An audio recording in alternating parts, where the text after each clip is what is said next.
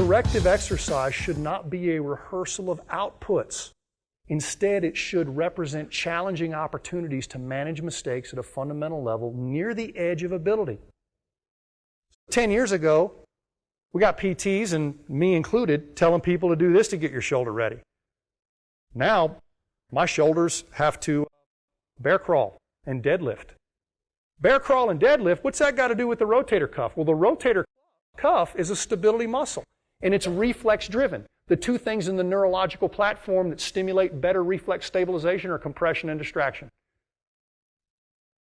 Bear crawling and deadlifting. One's going to pull your shoulder out of socket, one's going to jam it into socket. And if neither of those things bother your shoulder anymore, you got a pretty damn good shoulder. And these are things that kids naturally do, don't they? They lift things or hang their whole body weight from their arm. As a matter of fact, if you've seen a kid that can't keep up with their parent in the mall, what do? Just pick them up, swing them by the arm, their little legs are swinging in there. The shoulder doesn't come out. It's a good thing. That's reflex stability at work. Distraction and compression opportunities for the hips and shoulders are probably going to get you more reflex stabilization than rehearsing reps with the stabilizer muscles. Because they're going to send out a global signal for alignment and integrity. Manage mistakes on a functional level near the edge of ability. Make it challenging, not difficult.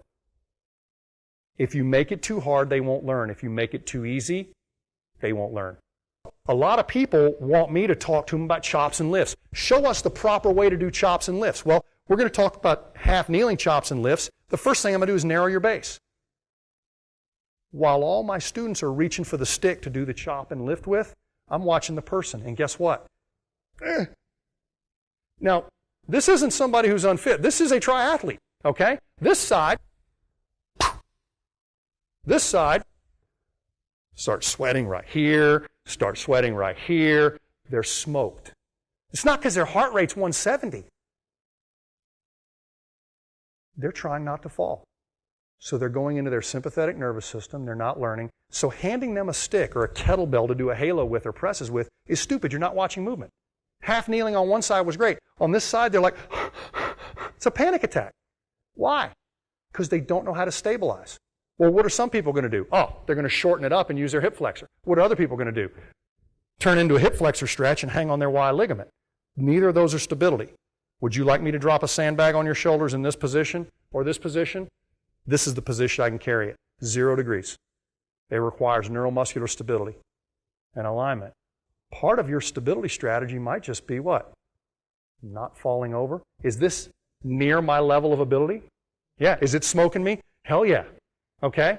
This is the corrective exercise. And a lot of people aren't impressed by this because I'm not barking out verbal cues or naming all the muscles that are being engaged.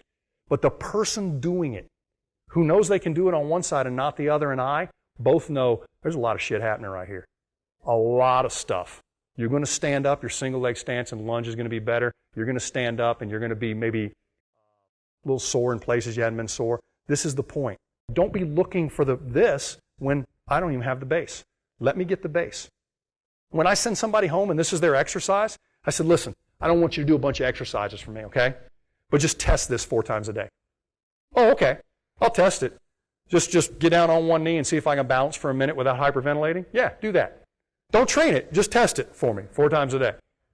All they got to do is like 2 or 3 days of that.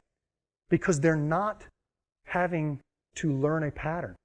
They're having to relearn it. It's already there. They just haven't been using it, or some mobility or stability issues compromised it. Some activity has suppressed it in some way.